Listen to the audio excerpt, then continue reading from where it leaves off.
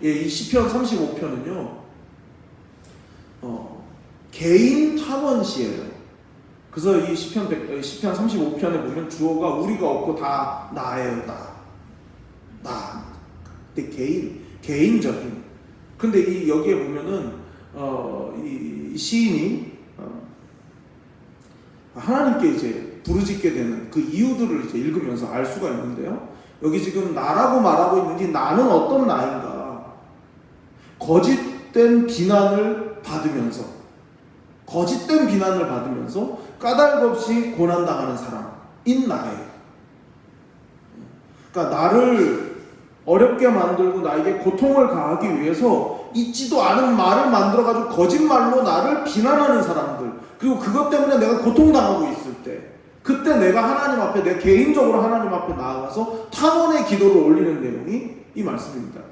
그런데 탄원을 하잖아요. 하나님, 저는 그런 일을 행한 적이 없고 제가 그런 사람이 아닌데, 제가 있지도 않은, 그래서 오늘 본문에 이제 여러 번 나오죠. 까닭없이 나를 비난하는 이 비난을 제가 받고 있습니다. 이걸 계속 탄원을 하다 보면요, 이게 결국 어디로 연결이 되겠습니까? 내가 죄가 없는데 까닭없이 나를 비난하는 사람들에 대한 고발이 되는 거예요. 고발. 왕한테 가가지고 대성통곡을 하면서 납작 엎드려가지고 억울합니다. 만약에 누군가 그렇게 말한다면 왕이 뭐라고 하겠습니까? 뭐 때문에 뭐가 억울하냐? 자초지종을 쭉 얘기하겠죠. 그러면 나를 억울하게 만든 어떤 사람들이 있을 거 아닙니까? 그 결과적으로 내가 탄원하는 것은 곧 나를 음해하고 나를 넘어지게 하고 나를 시험에 빠지게 하고 나를 고통스럽게 만드는 그 사람들에 대한 고발이기도 하다. 탄원과 고발은 동전의 양면 같은 이제 그런 거죠. 내가 억울합니다를 말하다 보니까 나를 억울하게 만든 사람들을 고발하게 되는 것이죠. 그래서 그 탄원의 과정에서 이 대적자들을 고발하는 그런 내용이 포함되어 있기 때문에 이건 개인 탄원시이면서 동시에 저주시편이다. 또 이렇게도 말해요. 탄원을 올리다 보니 고발을 하게 되는 거고, 그 고발의 대상자들에 대해서 하나님의 심판이 임하기를 바라는 것이기 때문에 이것은 탄원이면서 동시에 저주이기도 하다 하는 것을 이제 기억하시고, 이 28절까지 있는 이제 긴 본문이기 때문에 좀 짧게 말씀을 좀 드리도록 하겠습니다. 첫 번째로 생각해 볼 것은 이제 이 시인이, 시편 기자가 하나님을 향해서 부르짖는데요. 1절부터 8절이거든요. 1절을 보면 여호와여 나와 다투는 자와 다투시고 나와 싸우는 자와 싸우소서. 지금 하나님 앞에 하나님 싸워주세요 라고 얘기합니다. 하나님 싸워주세요. 그러면서 2절에 방패와 손방패를 잡으시고 일어나 나를 도우소서. 창을 빼사 나를 쫓는 자의 길을 막으시고. 지금 무기가 등장하는데 방패와 손방패 2절에 나오고 3절에는 창이 나오는데요. 우리말 성경에는 창을 빼사 이렇게 되어 있지만 원문에는 창과 도끼를 빼사. 창과 도끼. 그러니까 방어무기 방패와 손방패를 들고 그 다음에 창과 도끼를 든 어떤 그런 용사의 모습으로 하나님을 묘사하는 거죠. 하나님, 제가 저를 상대로 해가지고 싸움을 걸어오는 사람하고 하나님께서 싸워주셔야 됩니다. 근데 하나님께서 방패를 드시고 한 손에는 창과 도끼를 드시고 그들을 상대해 주시기를 바랍니다. 지금 그 얘기를 하고 있어요. 뭔가 이게 뭐랄까요? 이게 좀 이렇게 안으로 들어가기 위한 사전에 어떤 단계가 없고 단도직입적이죠. 하나님 싸워주세요. 나를 괴롭히는 사람들하고 하나님 싸워주시는데 방패를 드시고 그 다음에 도끼를 드시고 창을 드시고 그들을 대적해서 그들과 싸워주세요. 여러분 이건 뭐겠습니까? 많은 게 생략되어 있죠. 뭐가 생략되어 있습니까? 하나님은 어떤 분이시다? 나의 억울함을 대신해서 싸워주시는 하나님이시고 그 하나님이 이기실 하나님이시다. 그래서 결국은 뭡니까? 하나님은 구원자라는 뜻이에요. 내가 지금 식음을 전폐하고 사는 게 하나도 즐겁지 않고 모든 것이 와르르 무너내리는 것 같은, 무너져 내리는 것 같은 그런 고통과 그런 괴로움을 당하는 이유는 아무 근거 없이 나를 괴롭히는 어떤 대적이 있기 때문인데 그 대적을 하나님이 상대해 주세요. 하나님이 상대해 주시면 됩니다. 이게 이제 바탕에 깔려있는 내용이겠죠. 자, 그러면서 3절에 보면 3절 보면 창을 빼서 나를 쫓는 자의 길을 막으시고 또 내 영혼에게 나는 내 구원이라 이루소서. 하나님 저한테 용사의 모습을 하고 전쟁을 하러 나아가기 전에 저를 딱 돌아보시고 저한테 말씀해 주세요. 나는 너의 구원이야 라고 말이죠. 지금 이거 요구하는 거예요. 용사가 전쟁터로 막 달려나가는데 나를 딱 돌아보면서 나하고 눈을 마주치면서 딱 하는 이야기가 내가 너를 구원하마. 그러면서 전쟁터에 나가는 그 하나님으로 나한테 말씀해 달라고 지금 그렇게 요구하고 있는 거예요. 그러니까 여러분 어떻게 보면 짓눌려 있고 괴로운 그 고통의 상황 속에서 하나님의 도우심만을 간절히 기대하는 어떤 궁지에 몰린 어떤 한 사람의 모습인 거죠. 혹시 여러분의 모습은 아니십니까? 때로는요, 내 인생이 막 어딘가에 막 갇혀 있는 것 같아요. 제가 한때 그런 때가 있었어요. 성냥갑 아시죠? 이렇게 딱 빼면 옛날 10개인가 20개인가 들어있는 성냥갑 이렇게 딱 빼면 있는. 제가 좀 오래전이긴 하지만 성냥갑 속에 제가 갇혀 있는 것 같아요. 답답한, 해결 안 되는 그 감정적으로 뭐 우울증까지 뭐 그런 건 아니지만 그냥 너무 답답한 거죠. 그냥 거기에 딱 그 성냥갑 속에 딱 들어있는 것 같아요. 나오면 안 되는, 딱 닫으면서 나오지 마, 딱 이렇게 하는 것처럼 그 답답한 말이죠. 완전히 궁지에 몰려 있는 거예요. 바랄 수 있는 건 뭡니까? 너 이제 나와, 이거 하나거든요. 너 이제 거기 그 답답함 속에서 이제 나와. 거기 그렇게 하고 있을 이유가 없어. 나와, 이거죠. 지금 시편 기자가 지금 하나님 앞에 이런 말을 나한테 해주세요 라고 하잖아요. 하나님 저한테 이런 말을 해주세요. 내가 너를 구원한다라고 말해주세요. 여러분 때로는 우리가 너무 답답하면 하나님 앞에 그렇게 기도할 수도 있어요. 하나님 제가 원하는 하나님께서 저한테 말해주시기를 바라는 말은 이 말이에요 라고 내가 말할 수 있는 거예요. 왜 우리가 그런 말도 못합니까? 왜 병 걸립니까? 왜 병에 걸려요? 그 말조차 해달라고도 말을 안 하는 거예요. 자기가 스스로 해보려고 하는 게 자주적인 인간이어서가 아니라 교만한 인간이어서예요. 자주적이고 독립적이고 남한테 폐를 끼치기 싫고 내 앞가름 내가 잘하는 사람이어가지고 내가 혼자 다 해보려고 하는 게 하나님 볼 때는 교만이라고요. 너 왜 도와달라 안 하냐? 너 왜 그 말 안 하냐? 맴도는 그 말. 지금 이 시편 기자가 용사의 모습을 하고 전장에 달려가는 하나님께서 나한테 내가 너를 구원한다. 그 말 한마디 해주세요. 라고 얘기를 하잖아요. 여러분 그래서 병이 안 걸리는 거예요. 그러면서 4절에 내 생명을 찾는 자들이 부끄러워 수치를 당하게 하시며 나를 상해하려 하는 자들이 물러가 낭패를 당하게 하소서. 그러면서 몇 절? 7절 그들이 까닭없이 나를 잡으려고 그들의 그물을 웅덩이에 숨기며 까닭없이 내 생명을 해하려고 함정을 팠사오니 멸망이 순식간에 그에게 닥치게 하시며 그가 숨긴 그물에 자기가 잡히게 하시며 멸망 중에 떨어지게 하소서. 자기가 나를 해하려고 웅덩이를 깊이 파고 거기에 그물을 숨겼는데 자기가 거기 빠지게 해주세요. 민수기에 보면 신명기 19장에 보면은 우리가 잘 아는 그 유명한 거 있죠. eye for eye, 눈에는 눈, 이에는 이.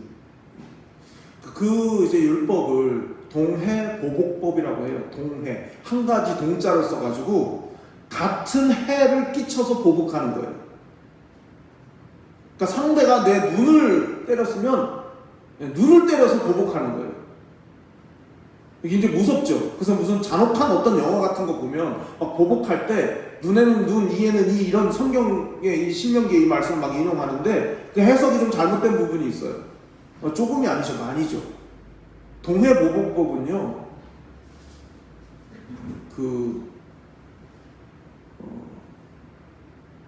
자동차 사고가 나면은 부서져서 수리해야 되는 비용, 이런 비용, 또 치료받아야 되는 비용, 이런 비용이 나오겠죠? 그럼 이제 그 비용만 지불하면 되는 게 동해보복법이에요. 근데 너 나 이렇게 해가지고 내 차 뽑은 지 한 달밖에 안 됐는데 수리하게 만들었으니까 나 못 견디겠어. 수리비 줘. 수리비 받고서 그 사람 차를 막 하면 안 되는 거죠. 그렇게 하지 말라는 거죠. 너 내 눈을 때렸어? 너 한번 당해봐. 눈 한 대 탁 때리고 옆에 다른 눈까지 또 때리면 안 된다는 뜻이에요. 이 동해보복법이. 눈에는 눈, 이에는 이는 내가 받은 것 그 이상으로 보복하는 것은 절대 안 된다 이거예요. 그게 동해보복법이에요. 근데 마치 그런 뉘앙스가 오늘 본문 속에 있어요. 부메랑을 던져요. 내가 저거를 탁 떨어뜨려야지 하고 딱 던졌는데 그게 떨어뜨리는 게 아니라 그걸 돌아가지고 나한테 다시 오죠. 이 부메랑, 그런 걸 부메랑이라고 하잖아요. 지금 시편 기자가 얼마나 괴로우면 하나님 용사의 모습을 하고 창과 방패를 갖고 나가서 저를 위해 싸워주시고 저를 건져주세요. 저를 구원한다고 말씀해주세요. 그리고 저를 그렇게 해롭게 하려고 했던 사람들, 나한테 주려고 했던 그 해가 자기들에게로 부메랑처럼 돌아가게 해주세요 라고 기도하는 거예요. 자, 그러면서요 이런 고백을 합니다. 9절, 내 영혼이 여호와를 즐거워하며 그의 구원을 기뻐하리로다. 내 모든 뼈가 이르기를 여호와와 같은 이가 누구냐? 그는 가난한 자를 그보다 강한 자에게서 건지시고 가난하고 궁핍한 자를 노력하는 자에게서 건지시는 이라 하리로다. 하나님 여호와와 같은 이가 누구냐? 비교 불가이죠. 하나님의 빗대서 설명할 수 있는 존재가 없다. 그 하나님은 어떤 하나님이신가? 건지시는 분이시다. 2번 반복하죠. 건지시는 분이라. 이 시편 기자는 지금 본인의 신뢰, 하나님에 대한 신뢰를 고백하는 거예요. 내가 그냥 이것저것 다 붙들어 보다가 안 되니까 할 수 없어서 마지막으로 그냥 하나님 한번 속는 셈 치고 붙든다 이런 게 아니에요. 속는 셈 치고 붙드는 게 아니에요. 하나님은 비교 불가하시다고. 하나님 같은 존재가 없다고요. 근데 그 하나님이 어떤 분이시냐? 나같이 작은 자를 내가 이렇게 탐험을 하면 건져주시는 하나님이라고. 그렇게 지금 고백하고 있는 거죠. 그래서 첫 번째로 기도할 기도의 제목은 나의 영혼이 건지시는 하나님을 신뢰하고 여호와를 즐거워하게 해주십시오. 나의 영혼이 건지시는 하나님. 그러니까 다른 건 잊어버리셔도 나의 영혼이 건지시는 하나님을 신뢰하게 해주십시오. 첫 번째 기도 제목이고요. 그리고 이제 탐언이 쭉 나와요. 오늘 이 시편 35편은 이제 믿음의 고백이 중간중간에 있고 그 다음에 탄원, 간구, 탄원, 간구, 탄원, 간구 이렇게 이어져요. 이 구조가 그렇게 되어 있어요. 이 35편이 말이죠. 자, 11절부터 16절 사이에 첫 번째 탄원이 나오는데요. 자, 11절, 불의한 증인들이 일어나서 내가 알지 못하는 일로 내게 질문하며 내게 선을 악으로 갚아 나의 영혼을 외롭게 하나 나는 그들이 병들었을 때에 굵은 베옷을 입으며 금식하여 내 영혼을 괴롭게 하였더니 내 기도가 내 품으로 돌아왔도다. 내가 나의 친구와 형제에게 행함같이 그들에게 행하였으며 내가 몸을 굽히고 슬퍼하기를 어머니를 곡함같이 하였도다. 그러나 내가 넘어짐에 그들이 기뻐하여 서로 모이며 불량배가 내가 알지 못하는 중에 모여서 나를 치며 찢기를 맞이 아니하도다.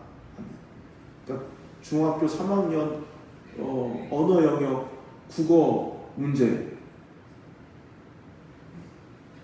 11절부터 16절 사이에 있는 내용에 제일 잘 어울리는 사자성어는 만약에 이렇게 나온다면 배은망덕이에요. 배은망덕. 거짓의 말로 조작을 하고 나를 음해하는 세력들, 그들에 대해서 지금 하나님 앞에 탐언을 하고 있는 거예요. 그들은 어땠냐? 배은망덕한 자였다. 그들이 어려움을 당했을 때, 그들이 고통을 당했을 때 그들의 아픔에 내가 함께 아파했고 마치 내 어머니를 위해서 곡하듯이 그들의 아픔을 당했을 때 내가 그렇게 곡을 했었고 나는 금식을 했었다. 그들의 아픔에 동참하기 위해서. 그랬는데 그들이 선을 악으로 갚았다. 지금 하나님 앞에 그렇게 이제 보고를 하고 있는 거죠. 15절을 보세요. 내가 넘어짐에 그들이 기뻐하여. 그러니까 자신들이 병들었을 때 여기 내가 넘어짐에라는 말이 그 질병으로 넘어지는 병드는 그런 것을 관련된 그런 단어가 쓰였거든요.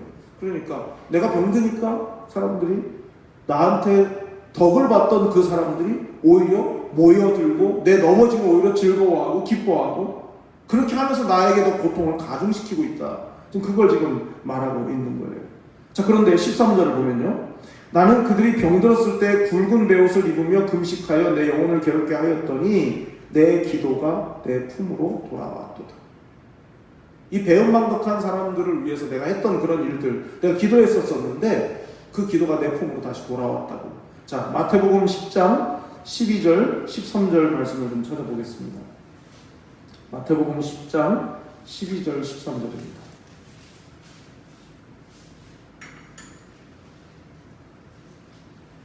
마태복음 10장 12절, 13절 말씀입니다. 또 그 집에 들어가면서 평안하기를 빌라. 그 집이 이에 합당하면 너희 빈 평안이 거기 임할 것이요 만일 합당하지 아니하면 그 평안이 너희에게 돌아올 것입니다. 그러니까 본문 13절에서 말하고 있는 그 기도가 내 품으로 돌아왔다라는 말은 내가 그들을 위해서 간절히 기도하고 진심으로 그들의 어떤 회복과 또 그들의 아픔에 아파하면서 그들의 회복을 위해서 내가 기도했었는데 그 기도가 다시 내 품으로 돌아왔다는 말은 이 예수님이 하셨던 이 말씀, 마태복음의 이 말씀하고 연결해서 생각을 해보면 그들은 내가 빈 평안, 내가 그들을 위해 기도한 그 기도 응답에 합당하지 않았다는 거예요. 그 사람들이. 여러분, 우리가 모르잖아요, 사실. 사람을 잘 몰라요. 엄청 잘하는 것처럼 우리가 생각을 하지만 결정적인 순간에 보면은 우리가 잘 모르더라고요. 네. 저도 여러분을 잘 안다고 생각하지만 결정적인 순간에 내가 뭘 했구나 그래요. 네, 여러분도 저한테 그럴 거예요. 다 피장파장이에요. 피자 일반이에요. 네. 아는 것 같지만 몰라요. 그러나 여러분 아는 범위 안에서 아는 수준 안에서 저 사람을 위해서 이런 기도가 필요하겠다라고 기도하죠. 저분이 이런 일로 어려우니까 내가 기도해줘야 되겠구나. 기도하죠. 그러나 여러분 중요한 건 그거 아니겠습니까? 모든 기도가 마찬가지예요. 무슨 능력의 종이 기도해서 병이 낫고 무슨 어마어마한 뭐 그런 큰 어떤 목회자가 목사님이 기도해서 병이 낫고 뭐 문제가 해결이 되고 여러분 그런 일은 1%도 안 될 겁니다. 하나님과 하나님의 의지와 그 사람의 믿음의 작품인 거지 누가 기도해서 되고 누가 기도해서 안 되고 이게 아니에요. 그래서 저는 항상 그런 생각을 합니다. 제 아내는 저한테 막 뭐라 하는데 그런 거 제가 얘기하면 저는 안수기도 뭐 이런 거 저 별로 안 좋아해요. 예. 그래서 그런 걸로 섭섭해 하시는 분들도 계신가 봐요. 그러니까 제 아내는 저한테 그런 얘기를 하는데 근데 여러분 정말 그렇거든요. 아니 100번을 안수를 하면 뭐합니까? 본인이 믿음이 없는데 본인이 엉망진창으로 살고 머리통만 들이밀면은 하나님이 무조건 응답해 주시느냐? 꼼짝 못하고 하나님 응답해 주시느냐? 그런 게 아니거든요. 머리에 손을 안 얹어도요. 그냥 하나님 저분 형편 아시죠? 하나님 너무 인간인 제가 보기에도 안타까워요. 저 혼자 들릴 듯 말 듯한 소리로 기도해도 그분이 믿음으로 인내하면서 잘 이겨가고 있으면 하나님의 때가 되면 문제가 해결이 될 거거든요. 머리에 손을 얹고 안 얹고의 문제가 아니에요. 본인의 믿음이 중요해요. 본인이. 내가 이걸 하나님이 감당하라고 주시는 시간이면 내가 감당하겠습니다. 근데 하나님께서 제 믿음을 달아보시는 거라면 제가 믿음으로 반응하게 해주시고 하나님의 때가 되었을 때 하나님의 방법으로 이 문제를 해결해 주세요. 저는 하나님의 신실하심을 믿습니다. 그리고 아멘 하고 내 할 일을 하는 거예요. 그러면 하나님이 하나님의 방법으로 하나님의 때에 일을 이루어 주시는 겁니다. 자꾸만 너무 쉬운 방법으로 하나님과 씨름하고 하나님의 뜻을 구하기 위해서 막 끙끙거리면서 애를 쓰고 이런 시간 안 갖고 그냥 한 번에 안수기도로 뭔가를 해결해 보려고 하는 그 그런 마음을 버리셔야 돼요. 그리고 괜히 만만한 목사한테 서운해하지 마십시오. 네. 그 머리에 손 얹는 거 엄청 부담돼요, 저는요. 이분이 머리를 감았을까? 막 이렇게 하면서 한단 말이에요. 제가 얼마나 깔끔한 손을 하루에 얼마나 많이 씻는데요.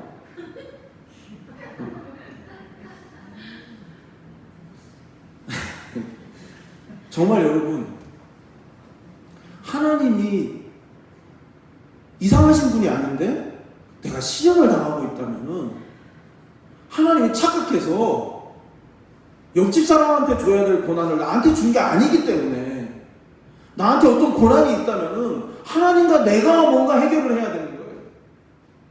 그래서 여러분, 그래서 답답해요, 사실은. 그래서 괴롭고요. 오늘 본문에도 나오잖아요. 그래서 외로워요.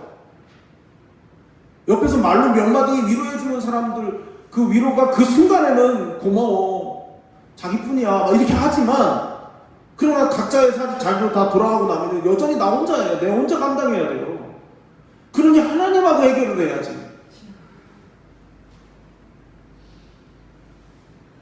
만약 내가 누군가를 정말 진심으로 사랑하고 어떤 사람이 그 아픔과 공궁에서 빨리 헤어나오기를 진심으로 바라는 마음으로 기도를 했지만 그 사람이 믿음이 없고 분량이 안 되면 하나님이 내 기도를 그냥 허공에다가 쏟아내는 소음처럼 그렇게 들으시지 않아요. 어떤 마음으로 기도했는지 하나님 기억하고 계신다고요. 그래서 잠깐을 기도해도 진실한 기도가 필요한 거고, 누군가를 위해서 기도할 때 정말 마음을 쏟는 기도가 그래서 필요한 거겠죠. 참 희한하죠. 오늘 본문은 이 시인의 동정심, 고난당했던 사람들을 위한 동정심과 배은망덕, 동정과 배은망덕이 이렇게 나란히 가고 있죠. 대조가 되고 있어요. 그러니까 여러분, 우리는 어떤 때는 배은망덕한 사람이 될 수도 있고 어떤 사람은 동정심이 많은 사람도 될 수가 있어요. 이 양쪽에 어디든 우리가 속할 수 있습니다. 다만 배은망덕한 사람이 되지 않기 위해서 은혜의 통로로 나를 위해서 다리를 놔줬던 사람들의 그 사랑을 잊으면 안 되겠죠. 또 동시에 기도가 때로는 고발이 될 수도 있다. 내가 하나님 앞에 진실로 엎드리는 게 그 안타까워서 내 이 문제의 해결을 위해서 하나님의 도우심만을 간절히 기대하는 마음으로 엎드리는 그 시간이 나는 개인적으로 하나님 앞에 도우심을 구하는 것이지만은 결과적으로는 누군가를 하나님 앞에 고발하는 게 될 수도 있다 하는 거예요. 그래서 두 번째로 기도할 기도 제목은 때때로 당하는 배신과 억울함을 기도로 연결할 수 있게 해주십시오. 때로는 배신감을 느끼고 때로는 고통을 당하겠지만 하나님, 그래서 좌절하거나 그래서 원망하거나 그래서 욕짓거리를 하는 게 아니고 기도로 연결할 수 있는 사람이 되게 해주십시오. 그런 상황일 때 기도로 연결될 수 있는 사람. 자, 세 번째는 이제 두 번째와 세 번째의 이 간구와 탄원과 간구의 내용을 좀 살펴보려고 합니다. 17절, 18절. 주여, 어느 때까지 관망하려 하시려 하나이까? 내 영혼을 저 멸망자에게서 구원하시며 내 유일한 것을 사자들에게서 건지소서. 내가 대회 중에서 주께 감사하며 많은 백성 중에서 주를 찬송하리이다. 이 두 번째 간구는 하나님 왜 쳐다만 보고 계십니까? 하나님, 제가 이렇게 고난당하는 거 아시잖아요. 여러분, 우리가 솔직히 그럴 때 아마 많으실 거라고 생각이 돼요. 하나님이 안 계신 것 같을 때, 하나님께서 입을 딱 닫고 계실 때, 하나님이 안 쳐다보시는 것 같을 때, 이게 긴 시간 말도 안 되는 일로 고난을 당하면, 또 나의 실수나 나의 잘못이 아닌 일로 내가 고난을 당하면 하나님이 왜 관망만 하십니까? 이런 게 여기까지 올라오죠. 그럴 때가 있어요. 하나님 앞에 그걸 요청하는 거죠. 하나님 보고만 계시겠습니까? 하나님 도와주셔야죠. 왜 가만히 계십니까? 그런데요, 이 17절과 이어지는 18절을 보면 내가 대회 중에서 주께 감사하며 많은 백성 중에서 주를 찬송하리이다 라고 해요. 지금 내 마음 상태가 하나님께 조금 섭섭함이 있어요. 왜? 하나님 그냥 가만히만 계시니까, 안 도와주시는 것처럼 느껴지니까. 그런 분은 아니라고 생각하면서도 믿지만, 그러나 지금 현재 이 현실 자체가 하나님이 별로 나를 안 도와주는 것 같거든요. 그래서 그런 감정이 내 안에 없는 게 아니에요. 있어요. 그러나 그럼에도 불구하고 하나님이 어떤 분이신지 알기 때문에 다짐하는 거예요. 18절은. 대회라는 말은 큰 공동체가 모인 큰 무리를 말하는 거예요. 집단적으로 많이 모인 걸 말하는 거거든요. 그게 대회거든요. 근데 그 대회가 언제냐? 절기를 지키거나 할 때 이거든요. 그러니까 많은 사람들이 모인, 하나님을 섬기는 많은 사람들이 모인 자리에서 제가 공개적으로 말하겠습니다. 공개적으로 찬송하겠습니다. 공개적으로 간증하겠습니다. 지금 그 말인 거예요. 내가 비록 지금 고난을 당하고 있고 마치 하나님이 관망하시는 것처럼 그렇게 여겨질 만한 상황에 제가 놓여 있는 건 사실이지만 하나님, 제가 반드시 언젠가 많은 사람 앞에서 제가 간증하겠습니다. 많은 사람 앞에서 제가 하나님의 이름을 높이고 찬송하겠습니다. 그렇게 지금 말하고 있는 거예요. 이건 뭘 의미하는 겁니까? 이 문제가 이렇게 억울함 속에서 그냥 끝나지 않을 거라고 하는 확신이 있습니까? 그래서 그림을 그리는 게 중요한 거죠. 하나님, 언젠가 제가, 지금은 너무 괴롭지만 하나님, 제가 언젠가는 이 일 속에 역사하신 하나님을 제가 간증하겠습니다. 이렇게. 그래서 미리 막 써볼 수도 있겠죠. 예, 미래에 있을 그 일에 대해서 미리 기록해 볼 수 있겠죠. 자, 두 번째 탄원을 또 하는데요. 19, 21절입니다. 부당하게 나의 원수된 자가 나로 말미암아 기뻐하지 못하게 하시며 까닭없이 나를 미워하는 자들이 서로 눈짓하지 못하게 하소서. 무릇 그들은 화평을 말하지 아니하고 오히려 평안히 땅에 사는 자들을 거짓말로 모략하며 또 그들이 나를 향하여 입을 크게 벌리고 하하 우리가 목격하였다 하나이다. 서로 눈짓을 한다. 이거 다 이제 어떤 악한 일을 도모하는 것과 관련된 거죠. 19절에 있는. 그 다음에 20절에 보면 평안히 땅에 사는 자들, 평안히 땅에 사는 자들은 누구겠습니까? 시인을 포함해서 믿음의 공동체 안에 있는 하나님의 사람들, 그 사람들을 말하는 거죠. 근데 그 사람들을 향해서 뭘 어떻게 한다고? 거짓말로 모략한다고. 거짓말로. 그러니까 눈짓한다, 거짓말한다. 이게 이제 19절부터 21절 사이에 나오는 악인들의 행태예요. 서로 눈짓해서 뭔가를, 악한 일을 도모하고 꾸미고, 그리고 대놓고 거짓말로 막 말을 하면서 목격했다 이런 말을 한다는 거죠. 그러니까 생각해보면 그렇습니다. 의롭지 못하면 거짓을 꾸밀 수밖에 없어요. 의롭지 못한 것을 숨겨야 되거나 아니면 의로운 사람을 괴롭히려면 거짓을 꾸밀 수밖에 없어요. 이제 그런 일들을 이제 겪으면서 답답하고 억울하죠. 예. 자, 그래서 세 번째 간구로 이어지는데 22절부터 26절. 22절. 여호와여 주께서 이를 보셨사오니 잠잠하지 마옵소서. 주여 나를 멀리하지 마옵소서. 나의 하나님 나의 주여 떨치고 깨셔서 나를 공판하시며 나의 송사를 다스리소서. 22절부터 26절까지요. 여호와 주 하나님, 이게 교차적으로 반복돼요. 예. 여호와, 우리가 잘 아는 그 여호와, 스스로 계신 하나님. 그 다음에 주라는 말은 이제 여러분 아도나이라는 말도 나오고 하는데 그 아돈입니다. 그 다음에 하나님이란 말은 엘로힘이에요. 엘로힘, 전능하신 하나님, 엘로힘. 하나님의 이름을 주라고 불렀다가 여호와라고 불렀다가 엘로힘이라고 불렀다가 이렇게 반복해서 이렇게 부르고 있어요. 그만큼 하나님께서 지금 내가 겪고 있는 이 일에 깊이 개입해 주시기를 바라는 마음에서 그렇게 부르는 것이죠. 24절을 보면요. 주의 공의대로 나를 판단하사 그들이 나로 말미암아 기뻐하지 못하게 하소서. 하나님이 심판자가 되어주셔서 나에 대해서 하나님께서 정확한 판결을 내려주심으로 인해서 그들이 조금도 나에 대해서 어떻게 하지 못하게 해주십시오 라고 지금 얘기하고 있는 거예요. 그러면서 그들이 원하는 대로 되지 않게 해주십시오. 그들이 계획했던 모든 일들이 다 수포로 돌아가게 해주십시오. 예, 바닷가에 가면 파도가 계속 쳐요. 그 소리가 또 들리죠? 이제 그 모래사장에 파도 소리가 막 들립니다. 그럼 이제 막 와서 소리가, 이제 파도가 막 이제 해변으로 막 올라올 때까지만 해도 막 기세가 당당하게 막 올라와요. 그래서 한번 소리를 탁 내고요. 다시 밀려 들어가요. 그러면 남는 게 뭐냐면 그 바닷물의 이 끝자락에 있던 하얀 거품 같은 것들. 예. 그게 끊임없이 하루에도 몇 번쯤 될지 모르겠지만 수천 번, 수만 번 계속 들어왔다 나갔다를 계속 하면서요. 소리는 요란한데 남는 건 거품뿐이 없어요. 하나님께서 당신의 백성, 하나님이 선택하신 바로 그 사람을 눈짓하고 거짓말로 괴롭히고 고통을 가하던 그 사람들의 결과가 그냥 파도치고 다시 아무 의미 없이 되돌아가는 그 거품처럼 허사가 되게 해달라.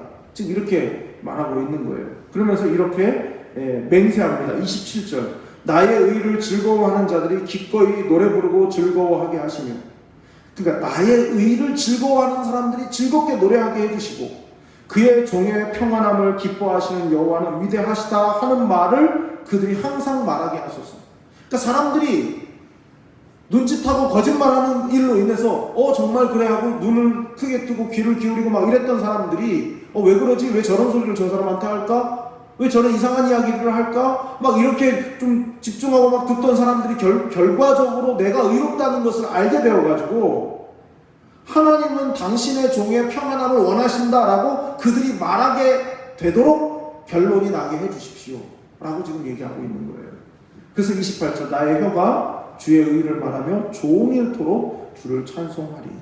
무슨 맹세입니까? 언젠가 나의 의로움 그리고 이 진정성을 알아주는 사람들의 입에서 저 사람은 하나님의 사람이었어. 하나님이 도와주시는 사람이었어. 소문하고 다르게 사람들이 했던 말들과는 다르게 저 사람은 정말 하나님 앞에 의로운 자야 라고 그렇게 사람들이 인정하게 될 날이 올 거다라는 기대를 지금 하고 있는 거예요. 그렇기 때문에 나는 종일토록 그 하나님의 이름을 내 혀가 종일토록 찬송할 것이다 이렇게 말하고 있는 것입니다. 세상 속에서 이유 없는 미움을 당하고 또 괴롭힘을 당하면서도 홀로 외롭게 싸우는 사람들이 있습니다. 많은 사람들 가운데 그런 분들이 계셔요. 신앙인이기 때문에 하나님의 백성이라는 그 이유 하나 때문에 억울함을 참고 믿음으로 살려고 버둥거리고 애쓰는 그런 싸움을 하고 있는 그 사람들. 여러분 중에도 우리 중에도 있을 수 있고요. 우리 곁에 우리가 모르는 사람들 중에도 그런 분들이 꽤 많이 있습니다. 그런 사람들에게 하나님 앞에 구해야 되는 이유를 설명하고 있는 것이 바로 오늘의 말씀이에요. 억울하지만 또 괴롭고 외롭지만 그러나 하나님이 아시고 하나님은 어떤 분이시라고요? 건지시는 분이시기 때문에 나의 이 모든 고달픔 속에서도 반드시 하나님이 건져주실 것을 믿기 때문에 나는 오늘도 찬양한다. 나는 오늘도 하나님의 이름을 높인다. 그런 마음으로 살아가실 수 있기를 바랍니다. 그래서 마지막 세 번째 기도 제목은 악인들에 의해 고통당할 때 하나님께서 개입하시고 나를 공의로 판단해 주십시오. 나를 공의로 판단해 주십시오. 그래서 오늘 이제 주신 말씀 가지고 우리 이 시간 함께 합심해서 같이 기도할 때 세 가지 기도 제목을 가지고 기도했으면 좋겠습니다.